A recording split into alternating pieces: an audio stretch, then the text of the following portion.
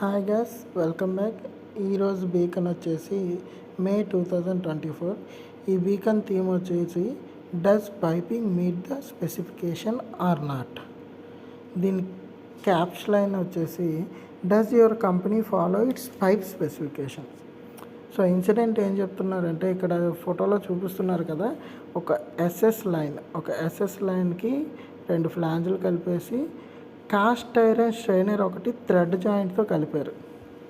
So ఇది కలపడం వల్ల ప్రాసెస్లో ప్రెజర్ పెరిగి ఈ కాస్ట్ ఐరన్ ప్రెజర్ తట్టుకోలేక క్రాక్ వచ్చింది. రెండో ఫోటోలో చూపించినట్టు క్రాక్ వచ్చి మొత్తం ఐసోబ్యూటలిన్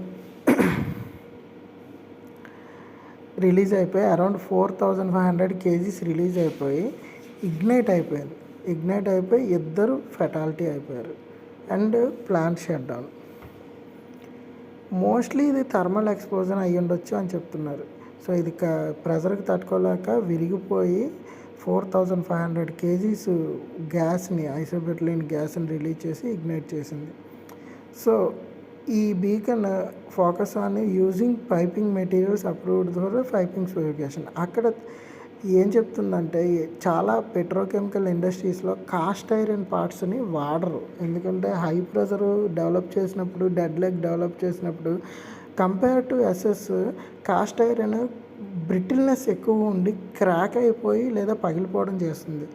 చాలా పెట్రోకెమికల్ ఇండస్ట్రీస్లో SS304 ప్రిఫర్ చేస్తారు. కాస్ట్ ఐరన్ బ్రిటిల్నెస్ వల్ల అది అవాయిడ్ చేస్తారు. అండ్ ఇక్కడ ఇంకో మిస్టేక్ ఏంటంటే, 3 inch డయామీటర్లో వీళ్ళు థ్రెడెడ్ జాయింట్ వేసుకున్నారు. అలా ఎలా ఒప్పుకున్నారో అర్థం కాలేదు. మామూలుగా 1 inch 3/4 inches థ్రెడెడ్ జాయింట్, అది కూడా శాంపిల్ వాల్స్కి వాడతారు. బట్ 3 inch థ్రెడెడ్ జాయింట్ అనేది చాలా రిస్కీ థింగ్. అండ్ చాలా పెట్రోకెమికల్ ఇండస్ట్రీస్ థ్రెడెడ్ జాయింట్ని 3 inchలో ప్రొహిబిట్ చేస్తూ చూస్తాయి. కాస్ట్ మెటల్ డివైసెస్, స్ట్రైనర్స్, మిగతా అక్కడక్కడ ఫిల్టర్స్, శాంపుల్ కలెక్టర్స్ కూడా డెడ్ లెగ్లో పెట్టడం వల్ల అవి బ్రిటిల్నెస్ వల్ల బ్రేక్ అవుతూ ఉంటాయి.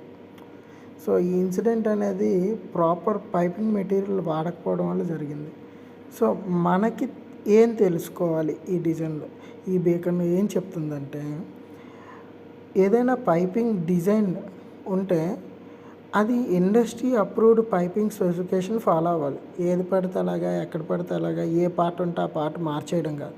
దానికంటూ ఓ స్పెసిఫికేషన్ ఉండాలి, దానికి ఒక ప్రొసీజర్ ఉండాలి. ఆ ప్రెజర్కి, టెంపరేచర్కి తగ్గ మెటీరియలే వాడుకోవాలి. Most of the companies have internal piping specification on various process and utility feed services. ఒక్కొక్క ఫ్లూయిడ్కి ఒక్కొక్క పైప్ లైన్ మన కంపెనీ గైడ్లైన్స్లో ఉంటాయి. కంపెనీకి ఏదైనా గైడ్లైన్స్ లేదనుకోండి, మనం చాలా స్టాండర్డ్స్ తీసుకోవచ్చు. Like process industry practices, ASME practices, European committee iron and steel standardisation వాడచ్చు. జపనీస్ ఇండస్ట్రియల్ స్టాండర్డ్స్ కమిటీ కూడా మన రిఫరెన్స్కి తీసుకోవచ్చు. మన కంపెనీకి ఏది డిజిగ్నేట్ చేయకూడదు. And threaded connections are seldom used in larger diameter hazardous service piping. So they may used for small diameter. And ఏం చేస్తే థ్రెడెడ్ కనెక్షన్ 1 inch 3/4 inch మించి ఎక్కువ వాడరు. హజార్డస్ దాంట్లో అసలు వాడరు, ఎందుకంటే లీకీ ఛాన్సెస్ ఎక్కువ ఉంటాయి. డిసార్ట్ అయిపోయి వాటర్ లైన్స్ కానీ, ఎఫ్లూయెంట్ వాటర్ కానీ అక్కడ వాడతారు. ఎక్కడైతే తక్కువ ప్రెజర్ ఉంటుందో అక్కడ థ్రెడెడ్ జాయింట్ వాడతారు. Flange joints are much safer and weld joint are much more safer. Low diameters కాదు, హయ్యర్ డయామీటర్స్కి. పైపింగ్ స్పెసిఫికేషన్లో ఏదైనా డీవియేషన్ ఉంటే వెంటనే దానికి MOC అనేది ఉండాలి, MOC రివ్యూ చేయాలి. అండ్ ఇక్కడ మెయిన్ థింగ్ ఏంటంటే, ఈ స్ట్రైనర్ ఏదైతే పెట్టారో ఆ పైపింగ్ రివ్యూ కమిషనింగ్ చేసిన తర్వాత ఇంతవరకు చేయలేదు. ఈ ఇన్సిడెంట్ అయ్యే 1 సంవత్సరం ముందు చేశారు. ఆ సంవత్సరం ముందు చేసిన దాంట్లో కూడా ఈ స్ట్రైనర్ ఎక్కడ P&IDలోని కానీ ఎక్కడ కూడా లేదు. ఈ P&ID అప్డేషన్ అనేది చాలా ఇంపార్టెంట్. సో ఇలాంటివి జరగకుండా మనం ఏం చేయాలంటే, మన కంపెనీలో P&IDs ఉంటే అవి పక్కాగా ఫీల్డ్కి, పేపర్కి ఖచ్చితంగా మ్యాచ్ అయ్యి ఉండాలి. And good practice like process hazard analysis and P&ID updation compulsory ఉండాలి. మనం అది చెక్ చేసి ఉండాలి. అండ్ ఏదైనా థ్రెడెడ్ జాయింట్ 3/4 కానీ 1 ఇంచ్ పైన ఉంటే మనం ఇమీడియట్గా మన సూపర్వైజర్కి కానీ హెచ్ఓడికి కానీ రిపోర్ట్ చేయాలి. ఏదైనా పైప్ హజార్డస్ నేచర్లో అమ్మోనియా కానీ క్లోరిన్ కానీ హైడ్రోజన్ కానీ ఏదైనా పైపింగ్ చేంజ్ చేయాలి. ఏదైనా పైపింగ్ చేంజ్ చేయాలంటే దాని ప్రాపర్ ఎంఓసి ప్రొసీజర్లో తీసుకెళ్ళి దాని ప్రాసెస్ హజార్డ్ అనాలిసిస్ చేసి రిస్క్లు ఐడెంటిఫై చేసి 1-to-1 రీప్లేస్మెంట్ అయినా అందరికీ ఇన్ఫార్మ్ చేసి ప్రాపర్ ట్రైనింగ్ ఇచ్చి మార్చడం బెటర్. మెయిన్ మిస్టేక్ మన ఫీల్డ్లో ఏ చేంజెస్ చేసినా పిఎన్ఐడిలో అప్డేట్ చేయాలి. చాలా కంపెనీస్లో అప్డేషన్ అనేది పెండింగ్లో ఉండిపోతుంటుంది.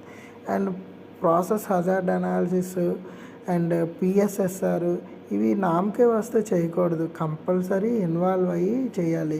ఎనీ స్టార్టప్ ఈ కాస్ట్ ఐరన్ కానీ ఏమైనా చేంజెస్ లైన్స్లో ఏమైనా చేంజెస్ చేసినా పిఎస్ఎస్ఆర్ అనేది కంపల్సరీ చేసుకోవాలి. ఎందుకంటే పిఎస్ఎస్ఆర్లో మనకు తెలిసిపోద్ది విత్ స్టాండ్ అవుతుందా లేదా అని. టెస్ట్ ట్రయల్ తీసుకున్నా తెలిసిపోతుంది అనమాట. పిఎస్ఎస్ఆర్లో కూడా మనం ఐడెంటిఫై చేయలేకపోతే టెస్ట్ ట్రయల్ తీసుకున్నప్పుడు మనకి తెలిసిపోద్ది. సో ఈ ఒక్క మనిషి ఒపీనియన్ మీద వెళ్ళిపోకుండా టీంని ఇన్వాల్వ్ చేస్తే ఇలాంటి ఇన్సిడెంట్స్ తగ్గుతాయి. So company internal specifications and guidelines MOC procedures అనేవి పక్కాగా తెలుసుకోండి. Thank you.